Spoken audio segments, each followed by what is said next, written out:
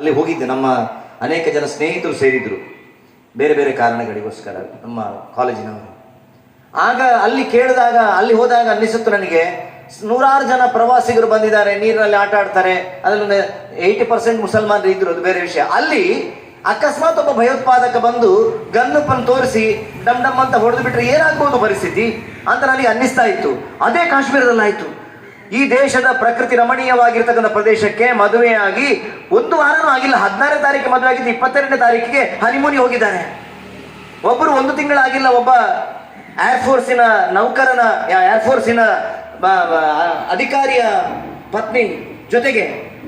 ಈ ರೀತಿ ಅನೇಕ ಜನ ಅಲ್ಲಿ ಅತ್ಯಂತ ಸಹಜವಾಗಿರ್ತಕ್ಕಂಥ ಪ್ರಕೃತಿ ರಮಣೀಯವಾಗಿದ್ದ ಪ್ರದೇಶದಲ್ಲಿ ನಾವು ಆಸ್ವಾದಿಸಬೇಕು.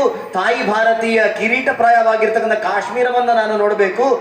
ಆಕೆಯ ಮಡಿಲಿನಲ್ಲಿ ನಾನು ಒಂದು ಸ್ವಲ್ಪ ಒಡನಾಟ ಮಾಡಬೇಕು ಅಂತ ಹೋಗಿದ್ದಂಥ ಜನಗಳನ್ನ ಹುಡುಕಿ ಹಿಂದೂಗಳನ್ನ ಪ್ರತ್ಯೇಕಗೊಳಿಸಿ ಧ್ವಂಸ ಮಾಡ್ತಾರೆ. ನಮಿಗೂ ಇದು ನಂಬಲಿಕ್ಕೆ ಆಗ್ಲಿಕ್ಕಿಲ್ಲ. ಇಲ್ಲೊಬ್ಬ ಬಂದು ಇದರಲ್ಲಿ ಮುಸಲ್ಮಾನರು ಯಾರು, ಕ್ರಿಸ್ತರು ಯಾರು, ಹಿಂದೂಗಳು ಯಾರು ಬೇರೆ